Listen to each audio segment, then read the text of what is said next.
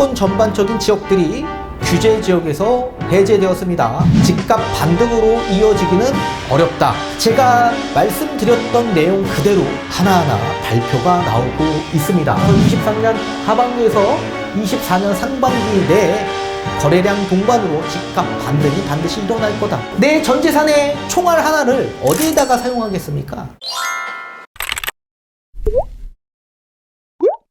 네, 안녕하세요. 반갑습니다. 이경민의 부동산 하이킥의 이경민입니다. 자, 11월 9일 주거정책심의위원회가 개최되었고 11월 10일 어제죠. 부동산 관계장관 회의를 통해 규제적 해제에 대한 그 결과물들이 발표되었습니다. 자, 서울시 전체와 함께 경기도 중심부인 성남시 분당구, 수정구, 광명시, 하남시, 과천시를 제외한 모든 수도권 전반적인 지역들이 규제 지역에서 해제되었습니다. 그 효력이 발생되는 시점은 관보 개제가 완료되는 11월 14일 0시부터 그 효력이 발생됩니다. 만약에 비규제 지역으로 그 시기 이후에 전환이 된다라고 한다면 앞으로 수도권 전반적인 시장은 어떻게 변화될 수 있을지 우선 먼저 말씀을 드려본다면 저는 지금과 별반 다를 게 없다라고 생각합니다. 자, 가장 중요한 건 서울의 규제 지역들이 해제가 돼야 된다라고 제가 말씀을 드렸는데 왜 수도권 전반적인 규제 지역들이 해제가 된다라고 해도 집값이 반등되지 못하는지 그 이유에 대해서 뒤에 판소를 통해서 하나하나 설명을 도와드리도록 하겠고, 뭐 이런 급매물들이 예전보다는 거래량이 조금 동반돼서 소진될 수는 있겠지만 집값 반등으로 이어지기는 어렵다. 그 이유에 대해서도 예전 강의 영상을 통해 하나하나 다시 한번 복기해보는 시간도 가져보도록 하겠습니다. 자, 지금 보시는 이 영상은 제가 6월달 그때 처음으로 규제 지역이 지방에서 해제가 됐을 때 말씀드렸던 강의 영상을 지금 보여드리고 있습니다. 이렇게 조정 대상 지역이 해제된다라고 하더라도 집값이 반등하진 않고 오히려 집값이 떨어질 수 있다라고 하면서 그 당시에 대구 지역 일대가 규제 지역에서 해제가 됐는데 서울 지역과 비교하면서 왜 대구 시장은 앞으로 계속적으로 하락세에 접어들 수 있을지 그 이유에 대해서 조금 설명을 드려본 적이 있었습니다. 자, 서울시장 같은 경우에는 조정 대상 지역에 해제가 된다라고 한다면 세금적인 부분에 대해서 완화가 될 텐데 지금 1주택자 같은 경우에는 대출에 대한 부분, 다주택자에 대한 부분은 세금적인 규제 정책으로 인해서 지금 거래량이 계속 감소되고 있고 매물량은 적체되면서 매매 가격은 떨어진다. 자, 그런 상황에서 지금 현재 미분양은 서울 전반적인 미분양 추이를 봤을 때 우리가 걱정할 정도의 미분양 추이는 아예 나오지 않고 있습니다. 청약률도 수도권, 경기도, 인천 지역 이외의 지역과 비교를 해봤을 때 청약률도 아직까지도 높은 상황을 유지하고 있죠. 따라서 심리적인 변화는 아직까지도 큰 폭으로 떨어지지 않고 있고 좀 받쳐주고 있는 상황이다. 따라서 이 세금적인 부분만 좀 완화해 준다라고 한다면 심리가 아직까지 남아있는 상황이고 또 공급 사이드로 봤을 때도 입주 물량과 착공 이런 물량 자체가 계속적으로 감소되고 있는 상황이기 때문에 심리적인 부분이 다시 작용돼서 집값 반등으로 이어질 수 있다. 이게 서울시장인데 이에 반면에 대구시장 같은 경우에는 심리적인 부분도 엄청나게 떨어져 있습니다. 미분양도 엄청나게 증가되고 있고 청약률도 떨어져 있죠. 또 매매 가격도 떨어져 있는 상태에서 공급 사이드에서 봤을 때도 입주 물량과 착공 물량들이 계속적으로 증가되고 있는 시장입니다. 따라서 이런 시장은 집값이 무조건 떨어진다. 매도 출회 경쟁이 더 심화될 수 있기 때문에 오히려 매물 출회로 인해 매물 적체 현상들이 계속적으로 부각이 될 거다. 그렇게 말씀을 드려본 적이 있었습니다. 자, 이번에 보여드릴 또 영상은 두 번째 규제 지역이 완화가 되었을 때 제가 그 시기에 말씀드렸던 영상이었습니다. 자, 이 당시에는 제가 2023년 부동산 전망을 같이 해드렸던 영상이었는데요. 그 당시에 제가 뭐라고 말씀드렸냐면 2022년 하반기에서부터 23년 상반기가 부동산 시장의 가장 어려운 시장이 될 거다. 특히 내년 상반기가 금리 인상의 가장 정점기로 보고 있기 때문에 가장 굉장히 어려운 시기가 될 수 있기 때문에 제가 봤을 때 2022년 12월 이전에 경기도 외곽과 인천 지역과 세종 지역 일대들이 규제 지역에서 해제될 거다 말씀을 드렸고요. 또 2022년 6월 이전에는 서울과 경기 중심지 일대들이 규제 지역에서 해제될 가능성이 매우 높을 거다 말씀을 드렸는데, 제가 말씀드렸던 내용 그대로 지금 하나하나 발표가 나오고 있습니다. 다만 서울 지역 일대 규제 지역에서 해제된다라고 하더라도 강남 3구와 용산 지역 일대는 제외할 거다 그렇게 말씀을 드렸었고요. 또 규제가 이렇게 비규제 지역으로 완화가 된다라고 한다면 거래량과 매수세가 동반돼서 다시 반등의 시기가 올 수 있다라고 말씀드렸습니다. 그리고 여기는 지금 날짜들이 조금 잘못 제가 기재를 했는데 23년 5월, 23년 6월에 양도세 중과 폐지, 종부세 중과 폐지 등 여러 가지 규제 정책들이 전부 다 완화되는 시점들이 계속 찾아올 거다. 그러면 다주택자 입장에서는 이렇게 규제 지역 해제와 함께 세금적인 부담이 지금 줄어드는 형태가 나오고 있기 때문에 자, 취득세 중과가 나오지 않더라도 3주택부터 취득세 중과가 시작이 돼서 취득세에 대한 부분이 좀 더 유연하게 바뀌게 된다. 또 대출도 70%까지 또 늘어날 수 있기 때문에 이게 선순환이 작용돼서 갈아타기 수요층들도 함께 나올 수 있다.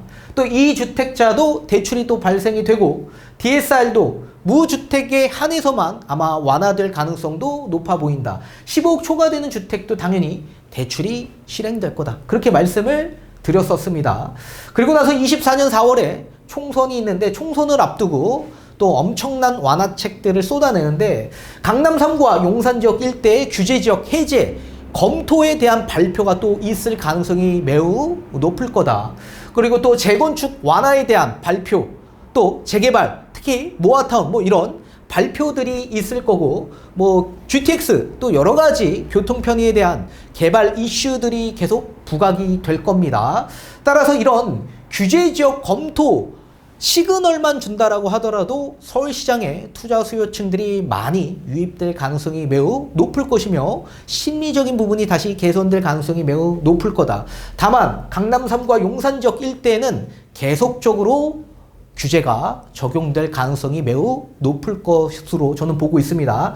다만 토지거래 허가구역 일정 부분은 완화될 소지가 있을 거다. 또 기준금리 인하는 제가 봤을 때 23년 하반기에서 24년 상반기 내에 아마 진행이 될 가능성이 있는데, 이 또한 마찬가지 제가 예전 강의 영상에서 미국 대선과 경선에 따라 아마도 성장을 외치고 또 기준금리 인하에 대한 시그널을 계속 발표하고 그 시그널을 강조함으로써 시장의 심리가 다시 살아날 거다. 그렇게 말씀을 드렸습니다. 시그널만 있어도 시장은 움직일 거다. 심리는 개선될 거다. 여기에 또 완화책까지 함께 포함이 된다면 거래량이 폭발적으로 동반될 거다. 따라서 23년 하반기에서 24년 상반기 내에 거래량 동반으로 집값 반등이 반드시 일어날 거다. 그렇게 제가 말씀을 드렸었습니다. 자, 지금 보시는 이 영상은 직원직설에 들어왔던 질문을 토대로 해서 제가 답변을 드렸던 영상이었습니다. 자, 분당 아름마을에 보유 중에 있는 분이신데 비규제 지역으로 전환된 평택지역 투자해도 될지에 대한 질문에 저는 반대 의견을 드렸던 영상이었습니다. 그 가장 큰 이유로는 역풍선 효과가 일어날 수 있기 때문에 지금 비규제 지역으로 전환된 경기도 외곽적 일대에 투자하지 말아라. 그렇게 답변을 드렸었습니다. 그 이유에 대해서 뒤에 또 하나하나 판소를 통해서 설명을 같이 덧붙여 도와드리도록 하겠습니다. 자, 앞전에 말씀드린 것과 같이 이제 규제 지역이었던 수도권 전반적인 지역들이 비규제 지역으로 전환이 될 경우에 시장 상황은 어떻게 전개될까라고 말씀드렸을 때 저는 시장은 지금과 별반 다를 게 없다라고 말씀을 드렸었죠. 이 시장을 움직이는 그 마스터키를 들고 있는 분들이 시장에 유입이 돼야지만 반등할 수 있을 텐데 그러기가 어렵기 때문에 그렇습니다. 우선적으로 집값이 다시 반등하는 시기, 집값이 반등해서 상승으로 이어지려면 앞전에 말씀드렸던 그런 수요층들이 시장에 유입이 돼야 되는데 그 마스터키를 들고 있는 수요층은 어떤 수요층일까요? 저는 첫 번째, 반드시 투자 수요층들이 시장에 유입이 돼야지만 집값 반등으로 이어질 수 있다라고 말씀을 드리고 싶습니다. 우선적으로 저가 매매, 저가 투자를 계획하고 있는 투자 수요층들이 시장을 먼저 선행해서 움직일 거고요. 그리고 나서 금매가 소진이 되고 그리고 또 거래량이 동반되면서 집값이 다시 반등하게 된다고 한다면 그 이후에 실수요층들이 움직일 겁니다. 실수요층들은 지금 저가 매매, 저가 투자를 아예 할 수가 없는 상황이고 집값이 다시 반등하는 걸 눈으로 확인한 이후에 뒤늦게 또 실수요층들이 움직이면서 집값이 큰 폭으로 상승하게 되는 현상을 맞이할 수밖에 없을 겁니다. 자, 그렇다면 마스터키를 들고 있는 그 투자 수요층들은 언제 시장에 유입이 될 수 있을까요? 이분들은 취득세에 대한 부분이 완화가 됐을 때 당연히 시장에 유입이 가능할 겁니다. 자, 실수요층들 입장에서는 대출에 대한 문제, 이게 해소가 돼야지만 시장에 유입될 수 있을 겁니다. 자, 그렇다면 지금 실수요층 입장에서는 금리 인상에 대한 여파로 인해서 대출에 대한 부담 압박이 있기 때문에 사실상 많은 실수요층들이 시장에 유입되긴 어려워 보입니다. 그렇다면 투자 수요층들이 당연히 투자 목적으로 이렇게 시장에 유입이 돼야지만 집값 반등으로 이어질 수 있을 텐데 일단 취득세에 대한 부분이 완화될 수 있을지를 일단 판단을 해봐야 될 텐데 이 취득세 중과 완화는 제가 봤을 땐 어려워 보인다라고 생각합니다. 어려워 보인다. 자, 취득세 중과 완화를 하려면 이 법률 개정이 필요한 부분이 있는데 이 법률 개정이 과연 될 수 있을까요? 야당의 협치가 분명히 필요한 부분이 있는데 지금은 정쟁 중인 상황이기 때문에 협치할 가능성이 굉장히 만무합니다. 자, 제가 봤을 땐 만약에 취득세 중과 완화로 인해서 다시 시장의 집값 반등으로 불씨가 붙어버리게 된다고 한다면 여야당과 정부 입장에서는 걷잡을 수 없을 정도로 집값 반등으로 이어져서 그 책임에 대한 무게감이 분명히 쥐어질 거라고 생각합니다. 따라서 취득세 중과 완화는 지금 이 상황에서 아마 동의해 줄 가능성이 없을 거다. 따라서 단기적인 관점에서 봤을 때 이거 실행될 가능성이 적어 보인다. 그렇게 생각합니다. 그렇다면 취득세 중과가 아니라고 한다면 취득세에 대한 부분이 어떻게 해소가 될까요? 앞전에 말씀드린 대로 비규제 지역으로 전환이 될 경우에 일정 부분 해소될 가능성이 매우 높을 겁니다. 비규제 지역으로 전환이 될 경우에 3주택부터 취득세가 중과됩니다. 그렇다면 한 채 정도는 추가 매수할 가능성이 높겠죠. 한 채 정도는. 자, 다주택자 입장에서 시장에 유입되는 거는 여당, 야당도 굉장히 꺼려할 겁니다. 다만 1주택자가 갈아타기 목적으로 선투자를 계획하실 수도 있고요. 또는 1주택자가 2주택이 되는 방향도 선택할 수도 있겠죠. 우리 통계청 자료에 의하면 이 주택 소유 통계를 보면 주택 소유를 하고 있는 1주택자의 비율은 약 85%가 됩니다. 그리고 2주택자의 주택 소유 비율은 약 12% 정도 됩니다. 3주택자의 비율은 2% 정도밖에 되지 않습니다. 따라서 2주택자가 3주택이 되는 확률보다는 1주택자가 2주택이 될 확률이 매우 높겠죠.